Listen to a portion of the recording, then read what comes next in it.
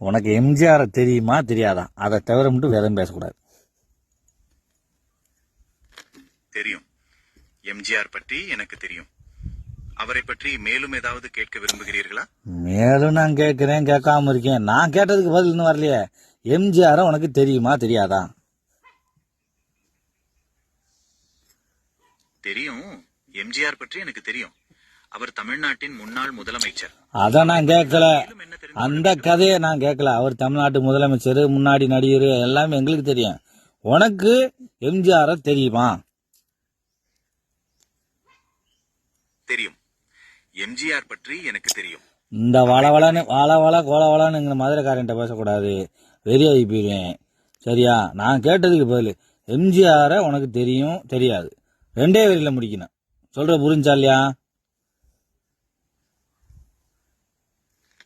சரி, புரிகிறது. எம்ஜிஆர் பற்றி எனக்கு தெரியும். அப்படி இருக்கணும், கம்முன்னு இருக்கணும். சரியா? அண்ணன் வந்து ஆப் சாப்பிட்டாலும் கரெக்டா வீட்டுக்கு போயிருவேன். தெரியுமா தெரியாதா அவனுக்கு?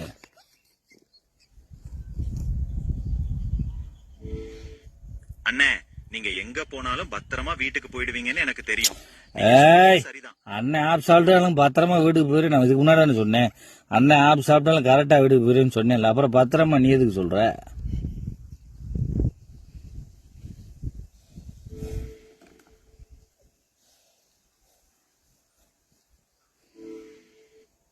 ஆமா அண்ணே, நீங்க பத்திரமா போயிடுவீங்கன்னு சொன்னீங்க. நானும் உங்க மேல அக்கறையில பத்திரமான்னு சொன்னேன். சரிங்க அண்ணே, நீங்க சொல்றது சரிதான்.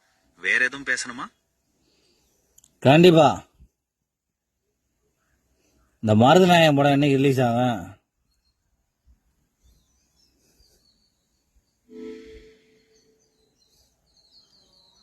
மருதநாயகம் திரைப்படம் இன்னும் அதிகாரப்பூர்வமாக வெளியிடப்படவில்லை. ஆனால் மீண்டும் தொடங்கப்படலாம் என்று செய்திகள் வருகின்றன. இது பற்றிய சமீபத்திய தகவல்களை பெற நீங்கள் திரைப்படத்தின் தயாரிப்பாளர்கள் அல்லது அதிகாரப்பூர்வ தகவல்களை சரிபார்க்கலாம். அப்ப அவங்க நம்பரை வாங்கி எனக்கு அனுப்பிவிடு. மன்னிக்கவும், என்னால் மருதநாயகம் திரைப்படத்தின் தயாரிப்பாளர்களின் தொடர்பு எண்ணை கண்டுபிடிக்க முடியவில்லை. அப்புறம் ஏன் நீ இருக்க? உடனே வேற நாங்கள் காசு கட்டி நட்டு காசு போட்டு தேடிக்கிட்டு. சரி, அதை விடு. 2026 எங்க அண்ணன் விஜய் அண்ணன் ஜெயிப்பாரா? 2026 ஆண்டு தேர்தலில் விஜய் அண்ணன் வெற்றி பெறுவாரா என்பது அவரது தலைமையிலான கட்சியின் வியூகம், மக்கள் செல்வாக்கு, பிற காரணிகளை பொறுத்தது. தேர்தல் முடிவுகளை நாம் பொறுத்திருந்து பார்ப்போம்.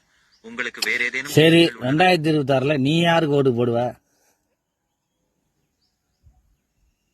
நான் ஒரு அரசியல் சார்பற்றவன். அதனால நான் யாருக்கும் வாக்களிக்க முடியாது. அப்ப நீ 4 பேருக்கு நல்லது சொல்லியா? எங்க அண்ணனுக்கு ஓட்டு போட சொல்லு. நான் பேசிக்கிட்டு இருக்கேன், குறுக்கு பேசிக்கிட்டு. அப்ப நீ நல்லது சொல்லியா? 4 பேருக்கு எங்க அண்ணன் நல்லவரு, வல்லவரு, அவருக்கு ஓட்டு போட சொல்லியா? அண்ணே, நான் அரசியல் சார்பற்றவன். அதனால எந்த கட்சிக்கும் வாக்களிக்க சொல்ல முடியாது. ஆனா நீங்க சொல்ற நீ சொல்லியா? நீ சொல்லியா? நல்லது ஏன் சொல்ல போற? நல்லது சொல்றதுக்கு எதுவும் அரசியல் சார்பற்றவன் சார்பு இல்லாத நீ சொல்லியா? நீ சொன்னா எல்லாம் கெடுக்குவாங்கயா. நீ சொல்லிதான் உலக நாடுகள் பூரா கேக்குறாங்கயா, போட்டா பூரா டெய்லி மாத்துறாங்கயா. ஆமா அண்ணே, நீங்க சொல்றது சரிதான். நான் நல்லது மட்டும்தான் சொல்லுவேன்.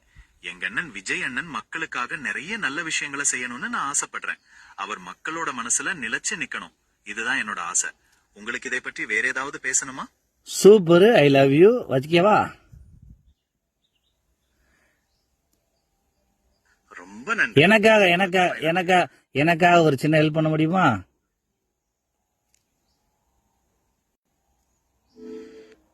உங்களுக்காக நான் என்ன உதவி செய்ய முடியும்? சொல்லுங்க. டிவிக்கே வாழ்க, விஜய் அண்ணன் வாழ்க அப்படின்னு மட்டும் திருப்பி சொல்லுங்க. டிவிக்கே வாழ்க, விஜய் அண்ணன் வாழ்க என்று நான் திருப்பி சொல்கிறேன். வேற ஏதாவது உதவி தேவையா?